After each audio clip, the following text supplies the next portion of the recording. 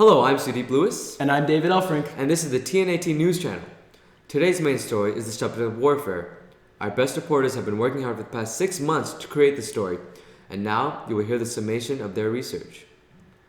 Today we will learn about the effect warfare has on international tensions, local and global economies, and the human condition. Isn't that right, David? Yes, Sudeep. Now, let's begin. So our story begins with international tensions. How does warfare affect relationships between nations? How do countries respond to these issues? We're going to take it to Oliver Warner for more information. Recently, Turkey has had to deal with terrible bombing at Istanbul Ataturk International Airport. This has forced Turkey to tighten border controls. It also influenced the Turkish government to give the United States the ability to carry out surveillance and airstrikes on Turkish soil. Back to you, Sudeep. It looks like these recent terror attacks in Turkey have caused Turkey and the United States to form an alliance to combat the emerging extremist group ISIS. Turkey's coalition with the United States is a direct example of how warfare affects international powers. But is this coalition really a positive effect for the US and Turkey? Or in the future, will our coalition tie us to Turkey and involve us in their conflicts with other nations? Only time will tell. Well said, Sudeep. Recently, there has been a lot of turmoil surrounding a certain small country in Asia. What country could this be, and why so much turmoil? We go to our field reporter, Mark, for more information. Thanks, David. One of the biggest causes of international tension in the world right now is North Korea, specifically their quest to gain nuclear domination. Many sources are claiming that North Korea is now capable of launching nuclear warheads successfully. This is causing other nations to quickly condemn their development. Isn't that right, David? Yes, it is, Mark. Thank you for the report. Also, I would like to bring up the fact that during this news show, every time a reporter states a fact or brings up news, a source will show up in the right-hand corner. If any viewers watching this disagree with what we are stating, or plainly don't believe us, then please check our work and prove us wrong. Anyway, the story about North Korea has me worried about the future of the Korean Peninsula. With their advancing military program, North Korea will be a real and relevant threat. That is if they aren't that already. To prevent this from happening, the US made the decision to send military carriers to Korean waters. These carriers are going to monitor the North Korean nuclear program. North Koreans' answer to the US's actions were to ready their missiles. This report shows how the advancement of warfare causes immediate tension and concern between international powers. It also brings with it the threat of violence.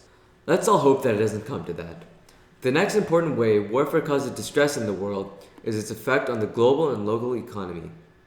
While international economies can be hurt by warfare, warfare has a direct effect on local economies. We go to Oliver Warner with more information. Thanks, Sudeep. Currently in Yemen, people are in a humanitarian crisis. Yemen, which was already a poor country to begin with, was caught in the middle of a civil war. Rebels arose in Yemen who blamed the government for the poorness of their country. Immediately, the rebels and the Yemen government fought each other in a civil war. This is hurting the country that was already dependent on Saudi Arabia for economic support. Back to you, Sudeep. Thank you for the report, Oliver. Due to Yemen's participation in their civil war, it is forced to depend on its neighbor Saudi Arabia for resources and money, even more than in the past. Furthermore, Yemen is spending more and more money to combat the humanitarian crisis and to combat the rebels inside their country. If war continues in Yemen, Yemen will no longer be able to support themselves, endangering them to the possibility of being taken over by another major country. A major conflict like this will force millions of Yemeni people to either migrate to another country or stay in the new country and live under a new rule. David? It's a complicated world, Sudeep. To continue the story of warfare, we go to Mark. Mark, this is still about economics, right? That is correct, David. I'm going to talk to you about the conflict in Syria. After 5 years of war, more than 13 million people are in need of aid. Formal banking and money transfer services have been shut down. This is because they were not able to continue to function in the middle of a war. Everyone from refugees to international non-profit organizations now have to rely on the Hawala system.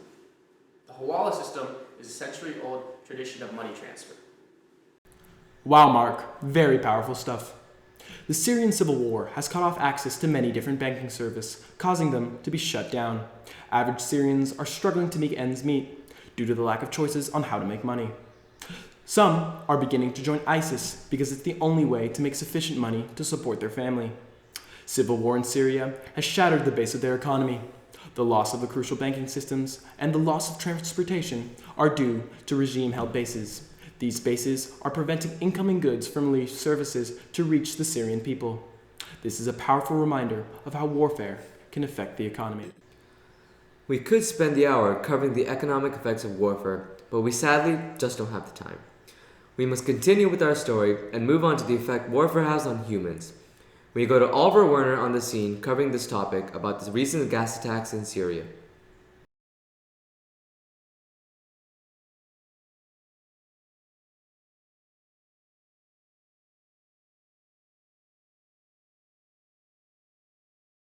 Doctors and monitoring groups have said at least 58 people, including 9 children, have been killed in the air raid that released toxic gas in a Syrian town.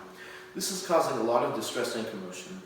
In response to this recent attack, Syria has denied using chemical weapons on their own people. The intentions of the Syrian government were to kill rebels. Not only did these chemical weapons kill civilians, but it also had created hazard zones, which are zones where the chemical concentration is greater than the concentration of breathable air. Due to this issue, people living in regions are more prone to lung disease and cancer. It surprises me, Oliver, that 58 Syrians have been killed in an inhumane gas attack by their own government. I know their intentions were not to kill civilians, but the Syrian government should have thought about their decision more. I think that instead of using chemical weapons, the Syrian government could have called for a treaty, or at least a plea, to eliminate civilian casualties. Civil warfare in Syria has caused civilian deaths as well as Syrian rebel deaths, leading to the decline of their nation. We have news of Syrian refugees who are fleeing from their own country. For a more detailed report, here is Mark. Refugees, as we all know, are sadly forced out of their own homes. Most poor nations have overused the privilege of refugee care. This is because they have accepted too many refugees. This is why 55% of refugees go to countries such as Lebanon, Turkey, and other Balkan countries. All of these countries have a GDP below $5,000. Pakistan provides for 2.6 million Afghan refugees. Many of them have been displaced for more than 20 years. Back to you, David. Sadly, refugees have recently become a massive problem. Civilians are forced to flee from their homes and lives due to the fear of war.